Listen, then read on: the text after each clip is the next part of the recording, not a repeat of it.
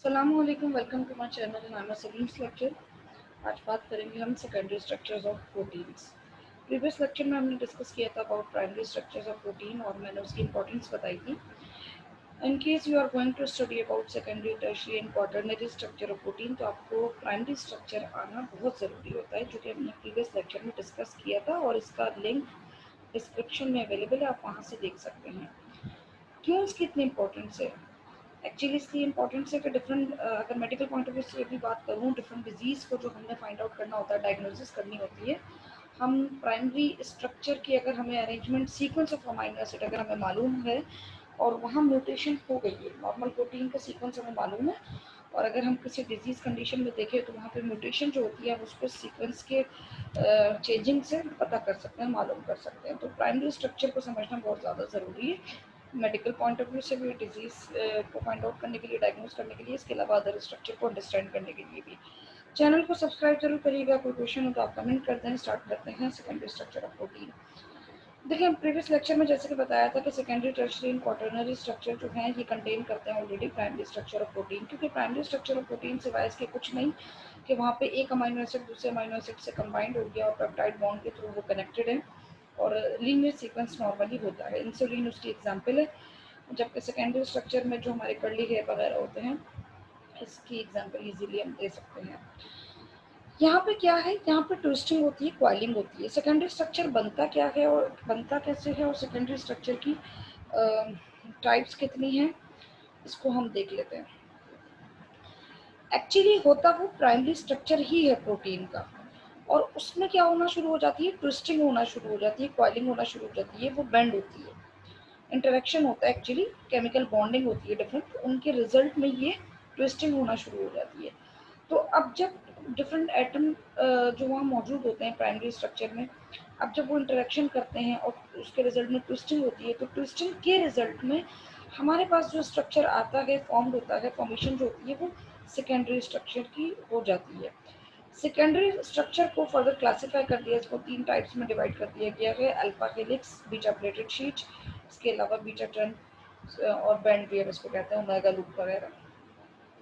यहाँ आपको दिखाई दे रहा है कि अल्फा स्ट्रक्चर है, पहली टाइप की एग्जांपल है, और उसके बाद ये बीटा प्लेटेड शीट बनना शुरू हो गई हैं और ये इसका इंटरनल स्ट्रक्चर है कि किस तरीके से शीट बनी है, इंटरनली इसको यहाँ पे डिफाइन किया गया है। और सेम यही जो अल्फा हेलिक्स है उसके अंदर की केमिस्ट्री क्या है वो यहाँ पे दिखाई दे रही है। फिजिकली जो अपेयरेंस होता है वो कुछ इस तरीके से दिखाई दे रहा होता है, बट जो इंटरनल स्ट्रक्चर है उसका वो कुछ यहाँ पे ऐसे है। पहले आपको समझाती चलूँ, अगर आपने पहला लेक्चर समझा हुआ है तो दूसरा समझने में आसानी होगी। मैंने आपको बताया कि जो अमाइड बॉन्ड होता है वो बिटवीन कार्बन एंड नाइट्रोजन होता है और इट कैन नॉट रोटेट, क्योंकि डिस्टेंस कम होता है। डिस्टेंस कम होने की वजह ये कि डबल बॉन्ड होता है, जो पहले लेक्चर में मैंने डिफाइन किया था यहाँ पे कि ये नॉर्मली डबल बॉन्ड पोजेस कर रहा होता है, जिसको रेजोनेंस स्टेबलाइज प्रॉपर्टी भी कहते हैं। ज़्यादातर ये किस फॉर्म में मिलेगा हमें, डबल बॉन्ड फॉर्म में मिलेगा। ऑल्टरनेट पैटर्न में चलता है सिंगल डबल, बट ज़्यादा हमें डबल फॉर्म में मिलेगा, डबल बॉन्ड फॉर्म में मिलेगा। उसका आंसर मैंने आपको बताया था कि ये इसको रोटेट होने से प्रिवेंट करता है। यही वजह है कि प्राइमरी स्ट्रक्चर ऑफ प्रोटीन जो है वो लीनियर ही रहता है, सीधा ही रहता है। अब सवाल यहाँ पे ये है कि ये सेकेंडरी स्ट्रक्चर बना कैसे। जवाब ये है कि भाई ट्विस्टिंग हो गई अमाइनो एसिड की। तो सवाल ये किस तरीके से ट्विस्टिंग हुई, तो जवाब ये है, देखें वहाँ जो प्राइमरी स्ट्रक्चर है ना, वहाँ पे तो resonance stabiliser double bond characteristic है, जिसकी वजह से वो उसको प्रिवेंट कर रहा है रोटेट होने से। बट यहाँ इस केस में और भी एंगल होते हैं उस पॉलीपेप्टाइड चेन में। एक बॉन्ड, अगर आप इसको देखो, इस डायग्राम को, तो यहाँ आसानी से समझ में आएगा। ये तो देखें अमाइड बॉन्ड बना हुआ है, या पेप्टाइड लिंकेज या पेप्टाइड बॉन्ड जो आपको इजी लगे, जो कि फर्स्ट अमाइनो एसिड के इस कार्बन ने, कार्बोक्सिल ग्रुप के कार्बन ने, और सेकंड अमाइनो एसिड के अमाइनो ग्रुप के नाइट्रोजन ने बॉन्ड बनाया हुआ है।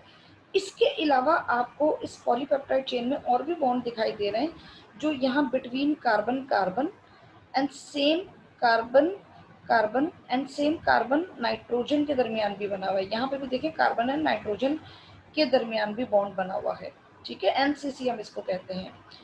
यहाँ पे भी दिखाई दे रहा होगा कार्बन और नाइट्रोजन के दरमियान बॉन्ड बना हुआ है। यहाँ दिखाई दे रहा है कार्बन नाइट्रोजन के दरमियान, बट यहाँ कार्बन कार्बन के दरमियान, ठीक है।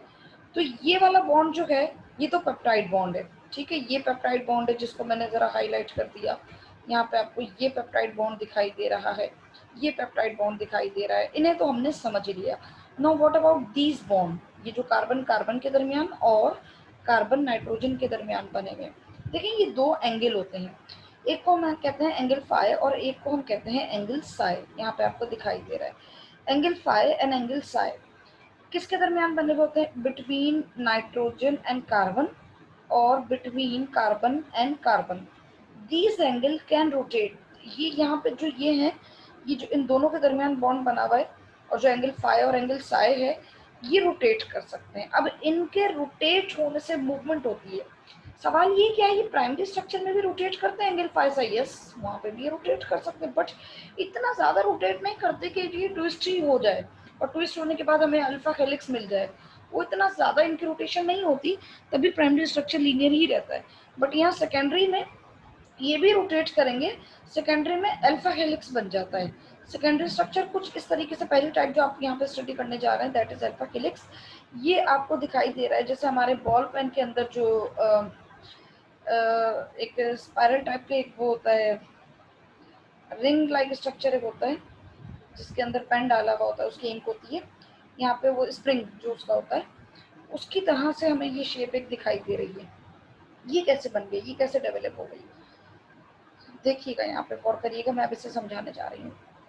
ये आपके पास है पहला अमाइनो एसिड, ठीक है, ये इसका फंक्शनल ग्रुप है साइड चेन हाइड्रोजन एटम, ठीक है, और यहाँ पे फर्दर इसके स्ट्रक्चर आ गए, इसने बॉन्ड बनाया हुआ है, यहाँ पे मिसिंग है कार्बोक्सिलिक ग्रुप भी यहाँ पे मौजूद होगा, अमाइनो ग्रुप भी है।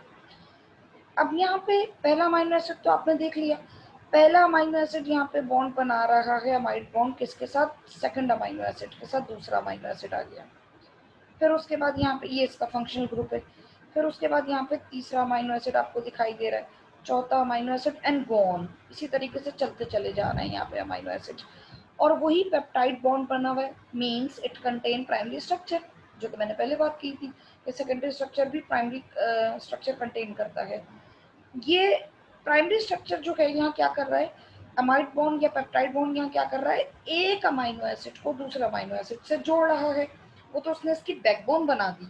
सेकेंडरी स्ट्रक्चर जो हमारे सामने इस वक्त इसकी जो बैकबोन है वो तो प्राइमरी स्ट्रक्चर ऑलमोस्ट ही है, वो पेप्टाइड बॉन्ड ही है, इसने बैकबोन बना दी। बट ये जो शेप इस तरीके से आई है अल्फा हेलिक्स, ये कैसे आ गई, ये शेप कुछ इस तरीके से आई है, अगर आपको याद हो यहाँ मैंने आपको बताया था कि कार्बन नाइट्रोजन और कार्बन नाइट्रोजन ये तो बिजी है बैकबोन बनाने में, ये वाला सारा एरिया तो बिजी है इस स्ट्रक्चर की बैकबोन बनाने में।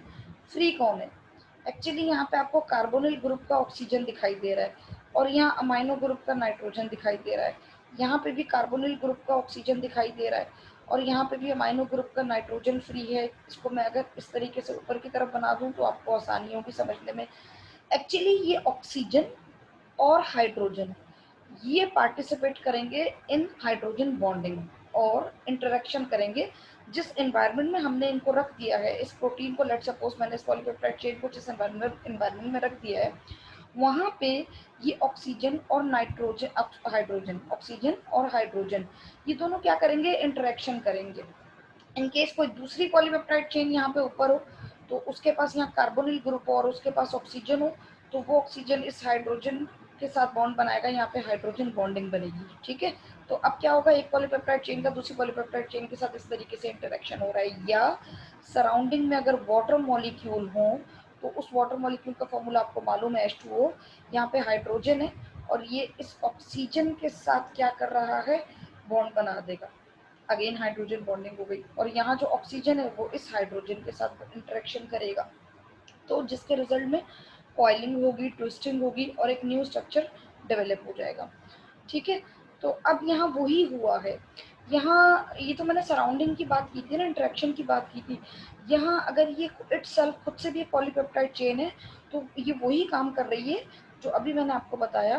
देखिएगा आपके पास यहाँ पे है, लेट सपोज ये अमाइनो ग्रुप एक है पहले अमाइनो एसिड का, इसका जो हाइड्रोजन है ये बॉन्ड बना रहा है, आपको डैश लाइन दिखाई दे रही है, किसके साथ बॉन्ड बना रहा है, यहाँ पे आगे पॉलीपेप्टाइड चेन में अमाइनो एसिड के कार्बोनिल ग्रुप के ऑक्सीजन के साथ। ठीक है, अगर आपकी केमिस्ट्री अच्छी हो तो मैं थोड़ा सा यहाँ पे डिफाइन करना चाहूँगी, अगर नहीं भी अच्छी तो यहाँ थोड़ा सा डिफाइन करना चाहूँगी। देखिए, आपको मालूम है कि ऑक्सीजन जो है ना वो हाईली इलेक्ट्रोनेगेटिव एटम है as compare to hydrogen. Why? क्योंकि अगर आपको इलेक्ट्रोनेगेटिविटी की डेफिनेशन पता हो तो ये समझने में आसानी होगी। क्या है इलेक्ट्रोनेगेटिविटी की definition? The ability of an atom to attract shared pair of electron toward itself is called electronegativity. अब हमें मालूम है कि ये जो ऑक्सीजन है इसके पास इसका एटॉमिक नंबर जो है 8 होता है, यानी इसके पास कितने इलेक्ट्रॉन हैं? 8 इलेक्ट्रॉन हैं। और वो 8 इलेक्ट्रॉन यहाँ पे मौजूद है इसके ऑर्बिट में। यहाँ पे हमारे पास है हाइड्रोजन, और हाइड्रोजन के पास सिर्फ आपको मालूम है इसका एटॉमिक नंबर होता है 1, मीन्स हैविंग ओनली सिंगल एक इलेक्ट्रॉन इसके पास है। तो अब यहाँ पे हाइड्रोजन के पास कितने इलेक्ट्रॉन हैं? 1। ऑक्सीजन के पास कितने हैं? 8। अब इन दोनों का इंटरेक्शन हो रहा है, तो आप मुझे ये बताइएगा कि यहाँ से हाइड्रोजन ऑक्सीजन के साथ ये दोनों आपस में बॉन्डिंग बना रहे हैं, वो हाइड्रोजन बॉन्ड बन रहा है, ये अट्रैक्ट कर रहे हैं एक दूसरे को। तो अब हाइड्रोजन का जो फ्लो होगा वो किस तरफ झुकेगा, किस तरफ जाएगा? Towards oxygen. वाई? क्योंकि ऑक्सीजन ज़्यादा इलेक्ट्रोनेगेटिव है हाइड्रोजन से। क्यों? क्योंकि उसके पास 8 इलेक्ट्रॉन है। ये बिल्कुल यूँ समझ लीजिए आसान और सादा लफ्ज़ों में कि यहाँ पे 8 अफराद हैं, यहाँ सिर्फ एक बंदा है और ये रस्सी बीच में है, ये एक दूसरे को खींच रहे हैं। तो डेफिनेटली ये 8 मेंबर जो यहाँ पे हैं ये जीत जाएंगे, क्योंकि एक का वेट कम होगा, वो इतनी फोर्स नहीं एक्सर्ट कर पाएगा, और ये एक उस तरफ चले जाएगा, इसका झुकाव उस तरफ हो जाएगा। तो अट्रैक्शन कौन कर लेगा? अट्रैक्ट कौन कर लेगा? अट्रैक्ट कर लेगा ये 8 मेंबर का ग्रुप। ठीक है, तो इसी तरीके से ये जो ऑक्सीजन है इसने हाइड्रोजन के इलेक्ट्रॉन को अपनी तरफ अट्रैक्ट कर लिया, और बीच में बॉन्ड लाइन बनती हुई आपको दिखाई दे रही है। और क्यों? क्योंकि ये हाईली इलेक्ट्रोनेगेटिव है एज कम्पेयर टू हाइड्रोजन। तो डोनर कौन हुआ? डोनर ग्रुप जो हुआ, इलेक्ट्रॉन को डोनेट कौन कर रहा है? ये अमाइनो ग्रुप। अब ये जो अमाइनो ग्रुप है इसे हम कहते हैं कि ये डोनर है। क्यों? क्योंकि इसने डोनेट कर दिया। किसको डोनेट कर दिया? इलेक्ट्रॉन को। एक्सेप्टर कौन हुआ? एक्सेप्टर ये कार्बोनिल ग्रुप हुआ। क्यों? क्योंकि ये रिसीव कर रहा है। क्या रिसीव कर रहा है? अट्रैक्ट कर रहा है, खींच रहा है अपनी तरफ किसको? इलेक्ट्रॉन को। ठीक है जी। तो अब बस यही बॉन्डिंग यहाँ पे हाइड्रोजन बॉन्डिंग ही होगी जिसके रिजल्ट में ये अल्फा हेलिक्स बन जाएगा। किस तरीके से? मजीद उसको एलेबोरेट कर देती हूँ। अगर ये चीज़ समझ में आ गई तो अब अगली चीज़ भी समझ में आ जाएगी और आपको अल्फा हेलिक्स समझ में आ जाएगा पूरा। अब देखिए, यहाँ पे जो हाइड्रोजन है इसने इस ऑक्सीजन के साथ बॉन्ड बना लिया, हाइड्रोजन बॉन्डिंग हो गई है। फिर यहाँ पे देखें, इस हाइड्रोजन ने इस ऑक्सीजन के साथ हाइड्रोजन बॉन्डिंग बनती हुई आपको दिखाई दे रही है। तो पूरी ये जो पॉलीपेप्टाइड चेन है यहाँ पे, ये जो पूरा अल्फा हेलिक्स स्ट्रक्चर है, आपको जो मुश्किल सा लगता है बनाने में, देख के इसको स्टूडेंट ना डर जाते हैं कि ये कितनी कॉम्प्लेक्स चीज़ है।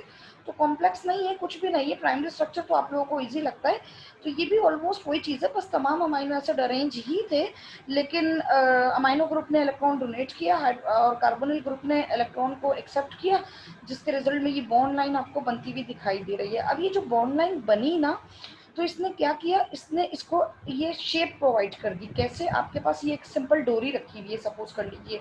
आपने क्या किया? आपने छोटी छोटी, आपके पास धागे और हैं, आपने एक नॉट बांध दी यहाँ पे, एक नॉट बांध दी यहाँ पे, एक नॉट बांध दी यहाँ पे, और एक नॉट बांध दी यहाँ पे। अब आप ये जो नॉट बांधी है इसको खींच रहे हो, छोटे से धागे से बांधी है ये, आपने इसको यहाँ से पकड़ा अपने हाथ से, आपने इसको खींचा अपनी तरफ।